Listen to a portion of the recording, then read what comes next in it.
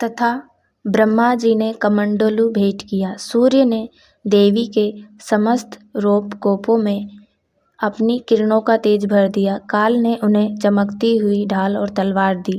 क्षीर समुद्र ने उज्ज्वल हार तथा कभी जीर्ण न होने वाले 2 दिव्य वस्त्र भेंट किए। साथ ही उन्होंने दिव्य चूड़ामणि, 2 कुंडल, कड़े, उज्ज्वल अर्धचंद्र, सब बाहों के लिए केयूर, दोनों चरणों के लिए निर्मल निपुर, गले की सुंदर हसली और सब अंगुलियों में पहनने के लिए रत्नों की बनी हुई अंगूठियां भी दी।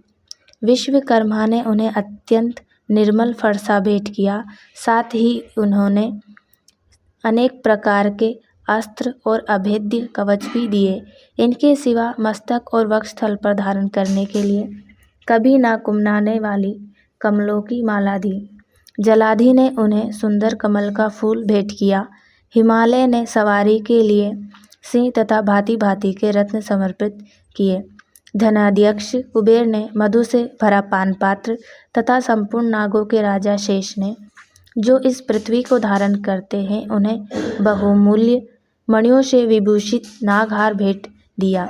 इसी प्रकार अन्य देवताओं ने भी आभूषण और अस्त्र शस्त्र देकर देवी का सम्मान किया।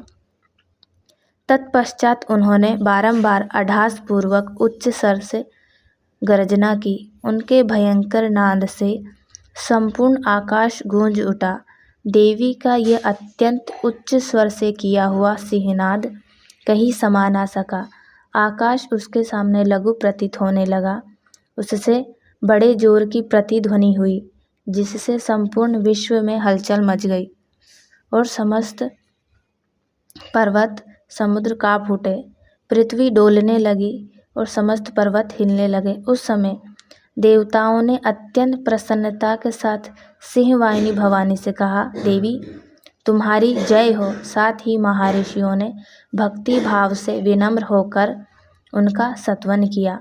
संपूर्ण त्रिलोकी को शोभाग्रस्त देख दैत्यगण अपनी समस्त सेनाओं को कवच आदि से सुसज्जित कर हाथ में हथियार ले साहस उठाकर खड़े हो गए। उस समय महिषासुर ने बड़े क्रोध में आकर कहा, ओह ये क्या हो रहा है। फिर वह संपूर्ण असुरों से घिरकर उस सिंहनाद की ओर लक्ष्य करके दौड़ा और आगे पहुंचकर उसने देवी को देखा, जो अपनी प्रभा से तीनों लोकों को प्रकाशित कर रही थी। उनके चरणों के भार से पृथ्वी दबी जा रही थी। माथे के मुकुट से आकाश में रेखा सी खिंच रही थी तथा वे अपने धनुष की टंकार से सातों पातालों को लुप्त किए देती थी। देवी अपनी हजारों भुजाओं से संपूर्ण दिशाओं को आच्छादित करके खड़ी थी। तदंतर उनके साथ दैत्यों का युद्ध छिड़ गया। नाना प्रकार के अस्त्र शस्त्रों के प्रहार से संपूर्ण दिशाएं उपसित होने लगी। चिक्षुर नामक महाअसुर महिषासुर का सेनानायक था। वह देवी के साथ युद्ध करने लगा। 60,000 असुरों की सेना लाकर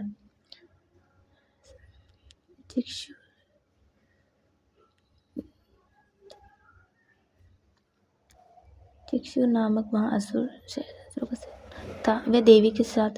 वह देवी के साथ युद्ध करने लगा। अन्य दैत्यों की चतुरांगी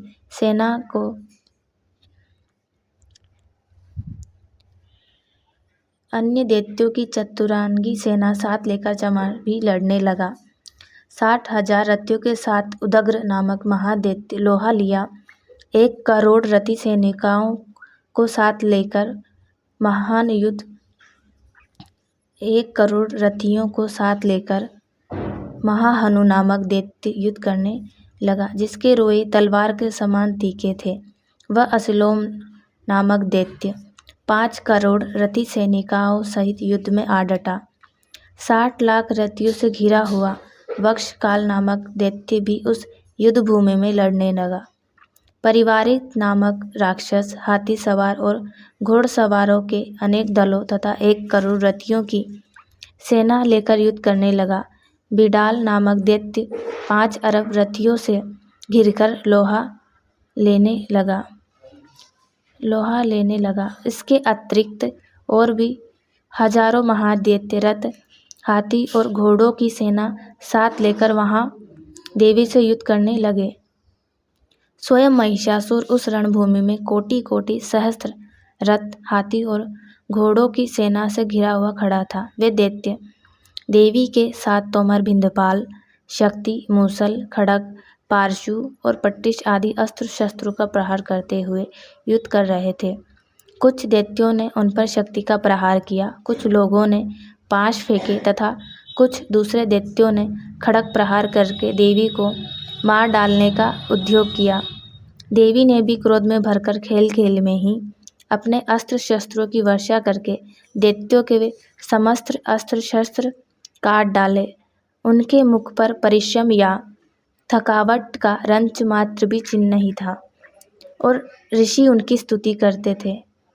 और वे भगवती परमेश्वरी दैत्यों के शरीर पर अस्त्र शस्त्रों की वर्षा करती रही। देवी का वाहन सिंह भी क्रोध में भरकर गर्दन के बालों को हिलाकर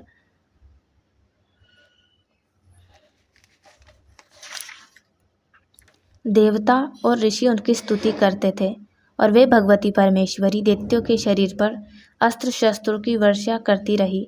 देवी का वाहन सिंह भी क्रोध में भरकर गर्दन के बालों को हिलाता हुआ असुरों की सेना में इस प्रकार विचरने लगा मानो वनों में दावानल फैल रहा हो। रणभूमि में दैत्यों के साथ युद्ध करती हुई अंबिका देवी ने जितने निश्वास छोड़े वे सभी तत्काल सैकड़ों हजारों गणों के रूप में प्रकट हो गए और पारशु, भिंदपाल, खड़ग तथा पट्टिश आदि अस्त्रों द्वारा असुरों का सामना करने लगे। देवी के शक्ति से बड़े हुए गण असुरों का नाश करते हुए नगाड़ा और शंख आदि बजाने लगे। उस संग्राम महोत्सव में